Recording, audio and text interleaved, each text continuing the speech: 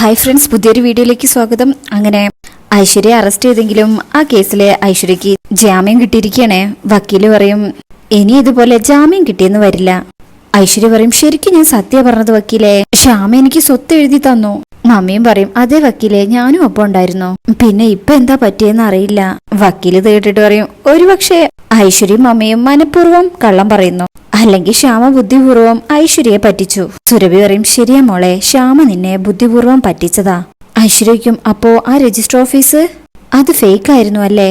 വക്കീല് പറയും സംശയം എന്താ, ശ്യാമ അങ്ങനെ ഒരു രജിസ്റ്റർ ഓഫീസ് ക്രിയേറ്റ് ചെയ്തതാണ്. തന്ത്രപൂർവ്വം ശ്യാമ ഐശ്വര്യയെ ഫൂളാക്കി. ഞാൻ കരുതിയത് ഐശ്വര്യക്ക് കുറച്ചുകൂടെ ബുദ്ധിയുണ്ടെന്നാ. ശരിക്കും ശ്യാമയുടെ തന്ത്രത്തില് ഐശ്വര്യ പെട്ടുപോയി. ഐശ്വര്യക്ക് അങ്ങ് ദേഷ്യം വരും. അങ്ങനെ ഐശ്വര്യ തോൽക്കില്ല. ഒരബദ്ധം ഏത് ബുദ്ധിമതിക്കും പറ്റും. ഇനി എന്താ വേണ്ടെന്ന് എനിക്കറിയാം. സുരഭി പറയും എന്റെ മോളെ അങ്ങനെ ചതിച്ച ആ ശ്യാമ ഇനി വെച്ചേക്കരുത് മോളെ. ഐശ്വര്യ പറയും ഇനി ഞാൻ ക്ഷമിക്കില്ല. വക്കീലിനൊരു പുതിയ കേസ് കൂടി വാദിക്കേണ്ടി വരും. ശ്യാമ കൊലപാതക കേസ്. പൂർണ്ണ ഗർഭിണിയായ ശ്യാമയെ കൊന്നു എന്നതിന്റെ പേരില് ഞാൻ തീരുമാനിച്ചു കഴിഞ്ഞു. ഇനി ഐശ്വര്യക്ക് പിഴക്കില്ല, ഉറപ്പ്. ശേഷം പിന്നീട് കാണിക്കുന്നത് അവിടെ ആനന്ദ നിലയത്തിലാണ്. വസുന്ധരമ്മ ബാഗ് പാക്ക് ചെയ്യാണ്. അശ്വതി വന്ന് ഹെൽപ്പ് ചെയ്യുന്നുണ്ട്. അപ്പോഴേക്കും ശ്യാമ അങ്ങോട്ട് വരികയാണ്. അമ്മേ എന്ന് വിളിച്ചു വരുമ്പോ അശ്വതി പറയും സൂക്ഷിച്ച് നടക്കണം കേട്ടോ. വസുന്ധരാമ ശ്യാമയോട് പറയും 29-ാം തീയതിയാ ഡോക്ടർ ഡേറ്റ് പറഞ്ഞിരിക്കുന്നത്. പക്ഷെ ക്ഷീണവും ലക്ഷണമൊക്കെ കണ്ടിട്ട് അതിനു മുമ്പേ പ്രസവം നടക്കാൻ സാധ്യതയുണ്ട്. ശ്യാമയ്ക്ക് ഭയങ്കര സന്തോഷം വരിക. അശ്വതി പറയും അപ്പോ ഹോസ്പിറ്റലിൽ നേരത്തെ അഡ്മിറ്റ് ആവേണ്ടി വരും അമ്മേ. വസുന്ധരാമ പറയും അതിന്റെ ആവശ്യമൊന്നുമില്ല, കാറൊക്കെ എപ്പോഴും ഇവിടെ റെഡിയല്ലേ, പിന്നെ ഹോസ്പിറ്റലിൽ അടുത്തും. പിന്നെ എന്തൊരു അസ്വസ്ഥത തോന്നിയാലും ആ നിമിഷം ഹോസ്പിറ്റലിലേക്ക് പോവാം, അതല്ലേ നല്ലത്. ശ്യാമ അതേന്ന് പറയും. അശ്വതിയും പറയും അത് തന്നെയാ നല്ലത്, വീട്ടിലാവുമ്പോ കുറച്ച് റിലാക്സ്ഡ് ഒക്കെ ആയിട്ട് ഇരിക്കാലോ. വസുന്ധരാമ പറയും 29-ാം തീയതി ഒന്ന് കഴിയട്ടെ, പിന്നെ ഈ വീട്ടിലെ സന്തോഷത്തിന്റെ നാളുകളായിരിക്കും. കുഞ്ഞിന്റെ കളിയും ചിരിയും സന്തോഷവും. അങ്ങനെ എന്തായാലും ഞാനിനി ഉടനെ ഒന്നും ഓഫീസിലേക്ക് പോവില്ല. ശ്യാമ പറയും ഓഫീസിലെ അമ്മ ഞാനും കൂടെ ഇല്ലാത്തതാ, ആദ്യേട്ടനെ സഹായിക്കാൻ അഖിൽ സാർ മാത്രമേ ഉള്ളൂ. വസുന്ധരാമ പറയും അതിന് ഞാൻ തന്നെ ഓഫീസിലേക്ക് പോണമെന്നുണ്ടോ? അതിനും എടുക്കുള്ള ഒരാളെ ഇവിടെ തന്നെ ഉണ്ട്. ശ്യാമ പറയും അതിന് അച്ഛനും അരുണേട്ടനും ഫാക്ടറിയിലേക്ക് പോണ്ടേ, അവിടുന്ന് അവർക്ക് മാറി നിൽക്കാൻ പറ്റുമോ? വസുന്ധരാമ പറയും അവര് ജോലിക്ക് പോയിക്കോട്ടെ, പക്ഷെ ഈ വീട്ടിൽ തന്നെ അതിന് യോഗ്യതയുള്ള ഒരാളുണ്ടല്ലോ. ശ്യാമയും അശ്വതിയും അതാരെന്നുള്ള രീതിയിൽ നോക്കുമ്പോ വസുന്ധരാമ പറയും ദാ ഈ നിൽക്കുന്നു അശ്വതി മോള്. ശ്യാമ എന്ന് പറയാ. അശ്വതി പറയും അമ്മേ ഞാനോ? എന്താ മുമ്പ് ജാസ്മിന്റെ വേഷത്തിലെ പർദ്ദയിട്ട് വന്ന് ഓഫീസിൽ നീ നിന്റെ കഴിവ് തെളിയിച്ചതല്ലേ? ആകെ ഒരു ചമ്മലുണ്ട് അശ്വതിക്ക്. ശ്യാമ പറയും അതെ. അപ്പോഴേക്കും അമൃത അടുത്ത് അങ്ങോട്ട് വരിക. അമ്മേ ശ്യാമേ ഒരു സംഭവം കാണണമെങ്കിൽ ഇങ്ങ് വന്നേ. എന്താന്ന് എല്ലാരും ടെൻഷനോട് ചോദിക്കുമ്പോ പേടിക്കാനൊന്നുമില്ല, ഒരു രസമുള്ള കാര്യ. എടുത്ത് കാര്യം എന്താന്ന് പറ. ആദ്യം ശ്യാമയും അമ്മയും ചെന്ന് നോക്ക്, എന്നിട്ട് ഞങ്ങളെ വിളിച്ചാ മതി എന്ന് പറഞ്ഞ് അവരെ പറഞ്ഞയക്കാ.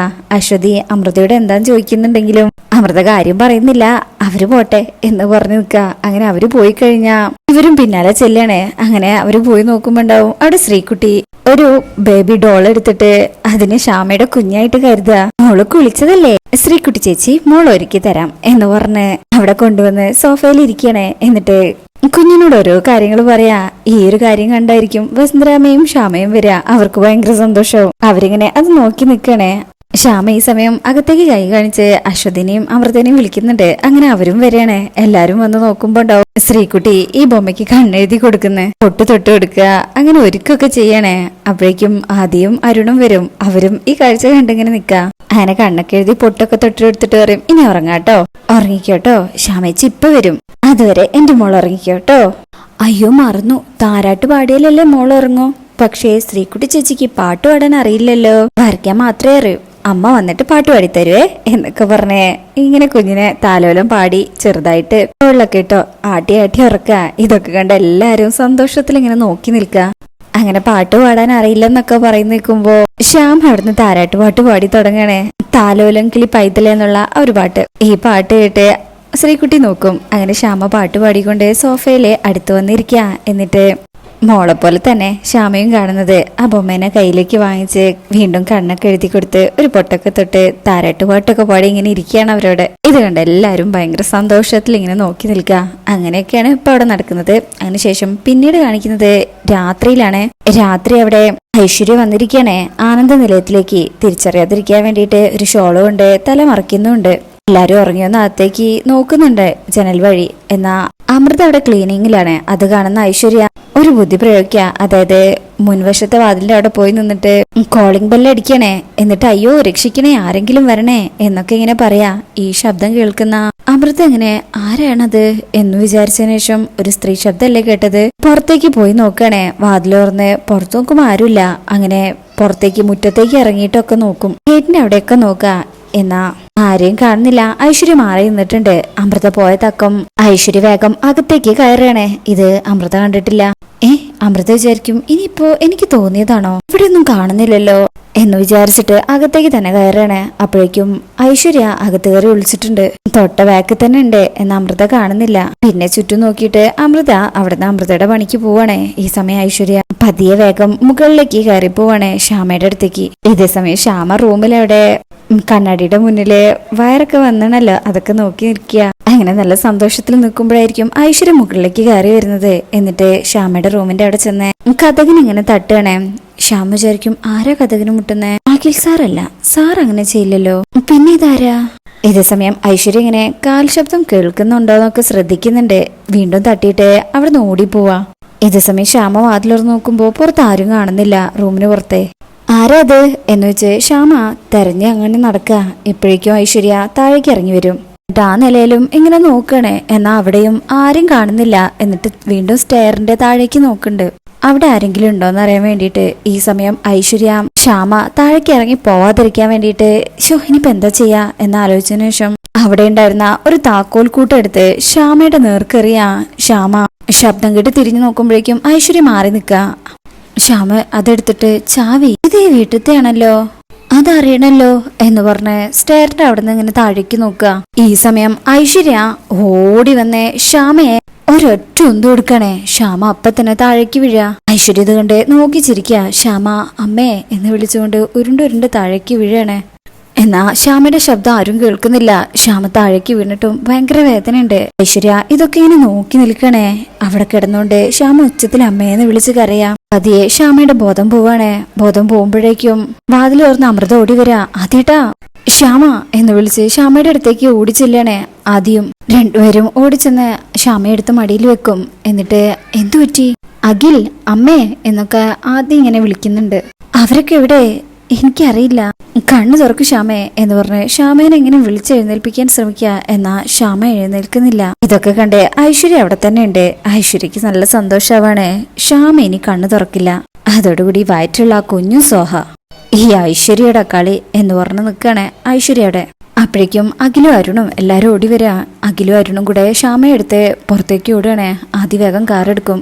അമൃതയും വേഗം കാറിൽ കയറി ആ ശ്യാമയെ മടിയിലിരുത്തുക. അങ്ങനെ അവരെല്ലാവരും പോവാ. അരുൺ പറയും ഏട്ടാ എത്തിയിട്ട് വിളിക്കണേ. ഇതേ സമയം കാർ ഇങ്ങനെ പോകുന്നതൊക്കെ ഐശ്വര്യ മുകളിൽ നിന്ന് നോക്കുന്നുണ്ട്. അത് പോയി കഴിഞ്ഞാല് ഇത്രയൊക്കെ ആയിട്ടും ആ ശ്യാമയുടെ ജീവൻ പോയിട്ടില്ല, അവൾ എന്തായാലും ഹോസ്പിറ്റലിൽ എത്തില്ല, വഴിയുണ്ട് എന്നിങ്ങനെ വിചാരിച്ചതിന് ശേഷം ഫോൺ എടുത്ത് ഒരാളെ വിളിക്കുക. ദിനേശ ശ്യാമയും അഖിലും വരുന്നുണ്ട്, വേണ്ടത് എന്താന്ന് വെച്ചാ ചെയ്യ്. അപ്പോഴേക്കും ശ്യാമയ്ക്ക് കാറിൽ ബോധം വന്നിട്ടുണ്ട്. ആ വേദന കൊണ്ട് കരയണേ. ശ്യാമനെ അഖിലും ആദിയും ഐശ്വര്യക്ക് സമാധാനിപ്പിക്കുന്നുണ്ടെങ്കിലും വേദന കൊണ്ട് കരയാ. ഈ സമയം അഖിലെ കയ്യിലുണ്ടായിരുന്ന ഒരു കണ്ണന്റെ ചെയിൻ എടുത്ത് ശ്യാമയുടെ കയ്യിലേക്ക് വെച്ചു കൊടുക്കണേ. ഈ കണ്ണനെ മുറുകെ പിടിച്ചോ, നമ്മുടെ കൂടെ കണ്ണൻ എപ്പോഴും ഉണ്ടാകും. വേദനയിലും ശ്യാമ ആ മാല മുറുകെ പിടിക്കുക, വയറിനോട് ചേർത്ത് പിടിക്കുന്നുണ്ട്. എല്ലാവരും ഭയങ്കരമായിട്ട് കരയുന്നുണ്ട്. അമൃതയ്ക്കും ആകെ സങ്കടവും പേടിയൊക്കെ വന്നിട്ടുണ്ട്. അങ്ങനെ കാറ് പോകുന്നതിന്റെ ഇടയ്ക്കായിരിക്കും ഐശ്വര്യ പറഞ്ഞത് പ്രകാരം ഒരു വണ്ടി ഇവരുടെ കാറിന്റെ മുന്നിൽ വരുന്നത്. ഇവരെ കാറ് ബ്ലോക്ക് ചെയ്യണേ.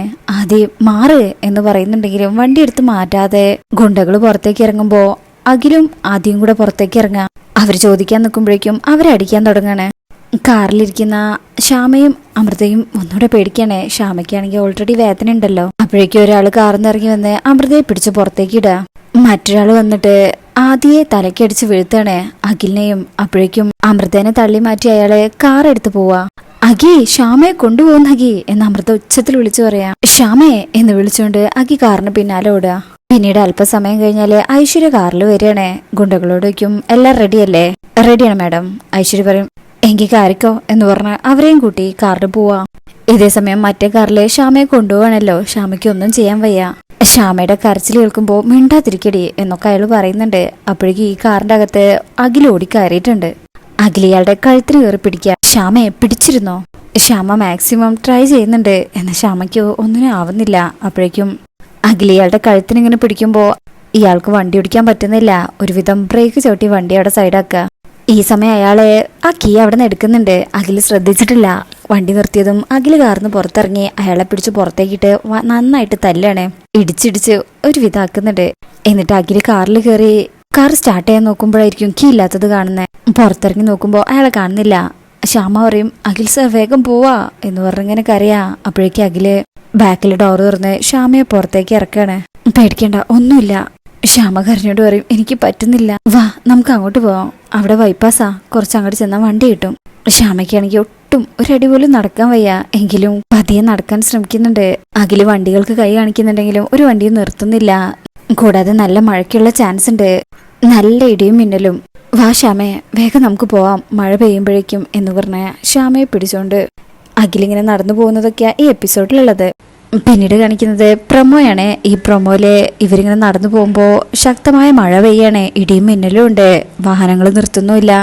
അങ്ങനെ ഹോസ്പിറ്റലില് ശ്യാമയെ എത്തിക്കാൻ ഇപ്പം കഴിയില്ലെന്ന് തിരിച്ചറിയുന്ന അഖില് ചുറ്റിലും നോക്കുമ്പോൾ ഒരു കെട്ടിടം കാണാം. അങ്ങനെ ശ്യാമയെ അങ്ങോട്ട് കൊണ്ടുപോയി അവിടെ കിടത്താണ്. ശ്യാമയാണെങ്കിൽ പ്രസവ വേദന കൊണ്ട് കരയാണ്. ഈ സമയത്തായിരിക്കും ഐശ്വര്യയും ഗ്യാങ്ങും അങ്ങോട്ട് വരുന്നത്. അങ്ങനെ ഐശ്വര്യ ഒരു കുട ചൂടി അവരുടെ അടുത്തേക്ക് വരുന്നതൊക്കെ ഈ പ്രൊമോയിൽ കാണിക്കുന്നുണ്ട്. അപ്പോൾ ഇങ്ങനെയൊക്കെയാണ് ഈ എപ്പിസോഡ് പ്രൊമോ കാണിക്കുന്നത്. റിവ്യൂ ഇഷ്ടപ്പെട്ടിട്ടുണ്ടെങ്കിൽ ചാനൽ എല്ലാവരും ലൈക്ക് ചെയ്ത് സബ്സ്ക്രൈബ് ചെയ്ത് സപ്പോർട്ട് ചെയ്തേക്കണേ. താങ്ക്